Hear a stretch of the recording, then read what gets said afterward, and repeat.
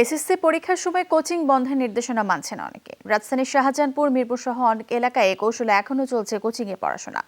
বাড়তি আয় হারাতে নারাজ শিক্ষকদের অনেকে, আর সন্তানের পিছিয়ে পড়ার যুক্তিতে অনড় অভিভাবকরাও। পড়াশোনায় তালিম নেওয়ার মূল স্থান শিক্ষা প্রতিষ্ঠান। নিয়ম করে স্কুল বা কলেজে যাওয়া তাই সব শিক্ষক ও শিক্ষার্থীর প্রধান কাজ। নিয়মিত এই আসা যাওয়া হলেও তালিমের ঘাটতি থেকে যায় অনেকের, তাই ক্লাস শেষে কোচিংয়ে ছুটে বেশিরভাগ ছাত্রছাত্রী। আবার কখনো প্র্যাকটিক্যাল নম্বরের আশায় দ্বারস্থ হয় শিক্ষকের কাছে।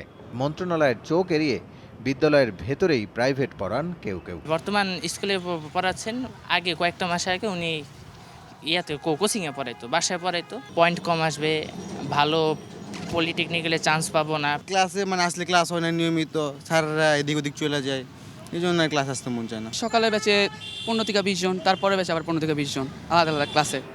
প্রশ্ন ফাঁস ঠেকাতে এসএসসি পরীক্ষার 1 মাস কোচিং বন্ধের সরকারের নির্দেশনা থাকলেও সরজমিনে মেলে ভিন্ন চিত্র। মঙ্গলবার রাজধানীর শাহজাহানপুর এলাকায় কয়েকটি কোচিংয়ের কার্যক্রম চলতে দেখা যায়। বাংলা, ইংলিশ, অঙ্ক, সমাজ বিজ্ঞান, আইসিটি এই সাবজেক্টগুলো করি। 1টা থেকে 4টা বলতে চাচ্ছি না, কিন্তু গার্ডিয়ানদের প্রেশারেই গার্ডিয়ান চাচ্ছে যে তাহলে একটু স্টুডেন্ট একটু ব্রেক হয়ে যায়, স্টাডিটা একটু ব্রেক হয়ে যাবে। যমুনা নিউজের ক্যামেরা দেখে ততক্ষণে বন্ধ হয়ে গেছে পাশের কয়েকটি সেন্টার। এই ভবনেই কোচিং চালান মতিঝিল আইডিয়াল স্কুলের এক শিক্ষক। ম্যাথ এবং সায়েন্স পরীক্ষা, আইসিটিও পড়ি। কোচিং পাড়া বলে পরিচিত মিরপুরের মণিপুর এলাকার চিত্র অনেকটা একই রকম। কর্তৃপক্ষের চোখ এড়িয়ে খুব ভোরে নয়তো রাতে কোচিং চালান মণিপুর স্কুলের পদার্থবিজ্ঞান, বাংলা ও রসায়নের শিক্ষক। বন্ধ নেই অন্যদের প্রতিষ্ঠানও। আমি এখানে সব সাবজেক্ট পড়ি মণিপুর স্কুলে। ক্লাস 5। প্রতিদিনই আসো? এখানে তো আমাদের আর্নের আর কোনো ব্যবস্থা নাই, আর কিভাবে আমরা 1 মাস চলবো। গার্জিয়ানদের অনুরোধে ছোট ক্লাস বিদায় আর কি পড়াচ্ছি। কোচিং বাণিজ্য বন্ধ ও শিক্ষকদের ক্লাসে মনোযোগ বাড়াতে নীতিমালা করে সরকার, কিন্তু শিথিল নিয়মের ফাঁকে বাণিজ্য বন্ধ হয়নি শিক্ষকদের।